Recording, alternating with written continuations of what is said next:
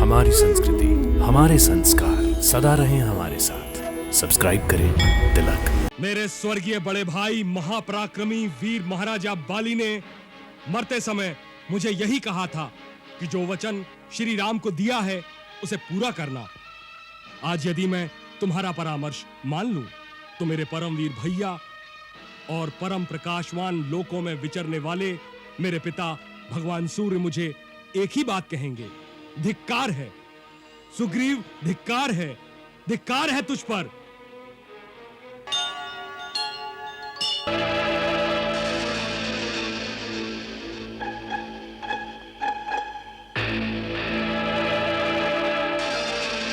किष्किंधा नरेश महाराज सुग्रीव की जय हो।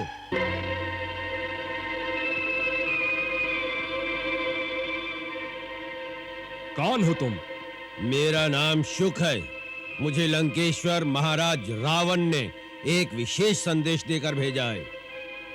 अपने वास्तविक रूप में आओ।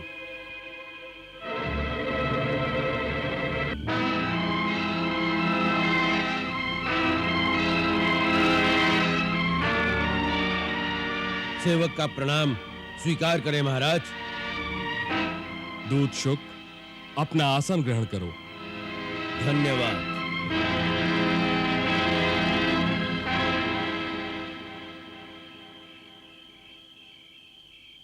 कहो, क्या संदेश लाए हो?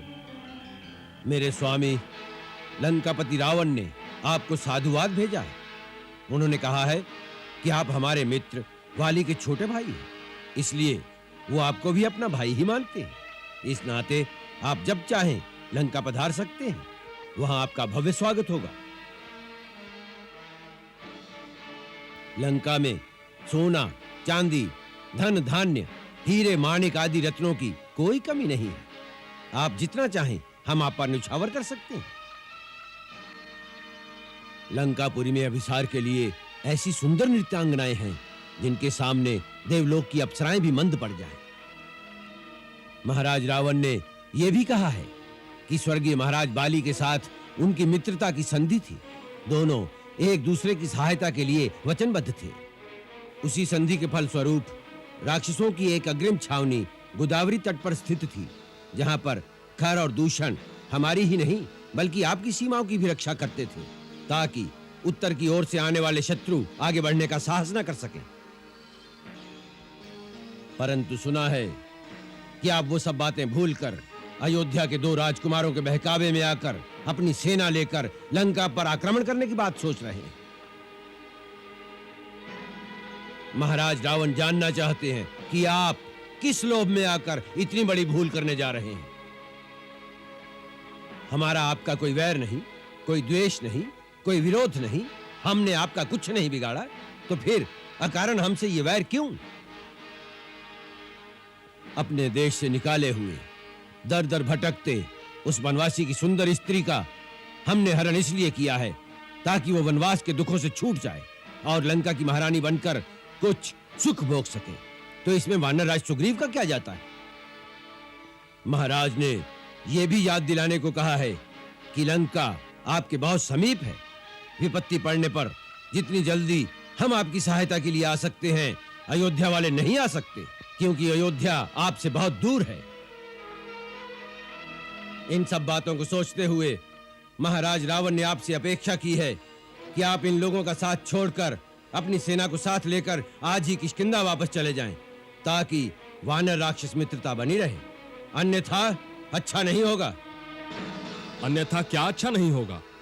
महाराज, जब एक छोटी सी भूल सुधार लेने से उसके फल स्वरूप होने वाला विनाश टल सकता है, तो इस विनाश के विस्तार को जानने की क्या आवश्यकता है?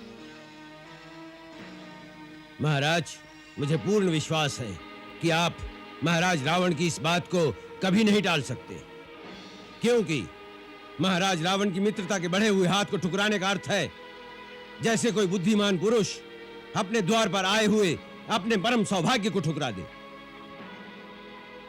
मुझे पूर्ण विश्वास है कि आप जैसा महाबली, तेजस्वी और बुद्धिमान राजा ऐसी मूर्खता की बात कभी नहीं सोचेगा। मैं ऐसी मूर्खता की ही बात सोच रहा हूं, इसीलिए जानना चाहता हूं कि उस अन्यथा का क्या अर्थ है। यदि मैंने रावण की बात नहीं मानी तो क्या हो सकता है?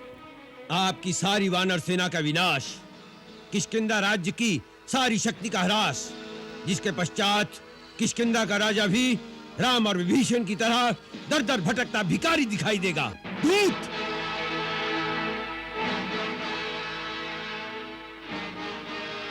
क्षमा करें महाराज, आप ही ने विस्तार जानना चाहा था। हे सूर्यपुत्र महाराज सुग्रीव, आप अपने और अपने महान कुल के हित का उपाय सोचिए।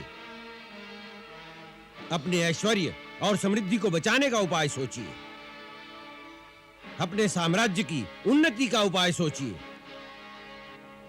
इसका एक ही उपाय है कि आप महाराज रावण की मित्रता का आदर करें, जिसका अर्थ है संसार के समस्त सुखों का स्वामी हो जाना।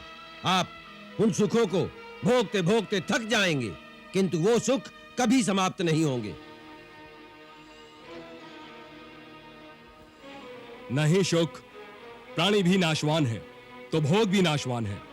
कोई भौतिक सुख ऐसा नहीं है जो निरंतर हो, जिसका नाश ना हो। इसीलिए सुखों के मोह से, अपने कर्तव्य से जो विमुख हो जाए, उससे बड़ा मूर्ख कौन होगा? और तुम्हारा लंकापति मुझे यही प्रलोभन दे रहा है कि जिसने मुझ पर उपकार किया हो उससे मैं द्रोह करूं। जो मेरा मित्र है मैं उसकी पीठ पर कटार भोंक दूं। और जो बात सत्य और धर्म से युक्त है कि रावण ने एक निर्दोष परस्त्री का हरण करके एक ऐसा पाप किया है जिसके लिए उसे मृत्युदंड दिया जाना आवश्यक है, उस रावण की शक्ति के भय से अथवा समस्त सांसारिक प्रलोभन के कारण मैं एक महापापी का समर्थन करूं और रावण का साथ दूं? ऐसा करूं तो मेरी आत्मा क्या मुझे कभी क्षमा करेगी? मेरे स्वर्गीय बड़े भाई महापराक्रमी वीर महाराजा बाली ने मरते समय मुझे यही कहा था कि जो वचन श्री राम को दिया है उसे पूरा करना। आज यदि मैं तुम्हारा परामर्श मान लूं तो मेरे परमवीर भैया और परम प्रकाशवान लोकों में विचरने वाले मेरे पिता भगवान सूर्य मुझे एक ही बात कहेंगे, धिक्कार है सुग्रीव, धिक्कार है तुझ पर।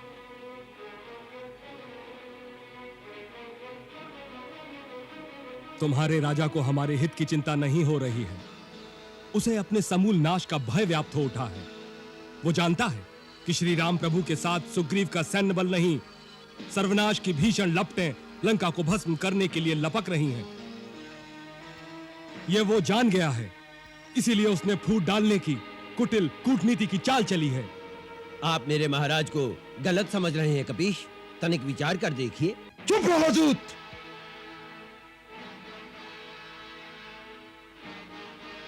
दूत का काम संदेश देना है, परामर्श देना नहीं। दूत बनकर ना आते तो तुम्हारी गर्दन उड़ा दी जाती। तुम्हारे राजा ने हमारी कर्तव्य परायणता और हमारी भावनाओं का अपमान किया है। लंकेश ने इस भावना से नहीं कहा महाराज। चुप रहो।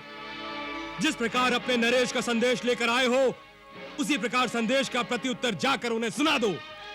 जो आज्ञा महाराज। अपने कुटिल कपटी कूटनीतिज्ञ राजा को कह देना, किष्किंधा का वानर अपना हित अनहित भली भांति जानता है।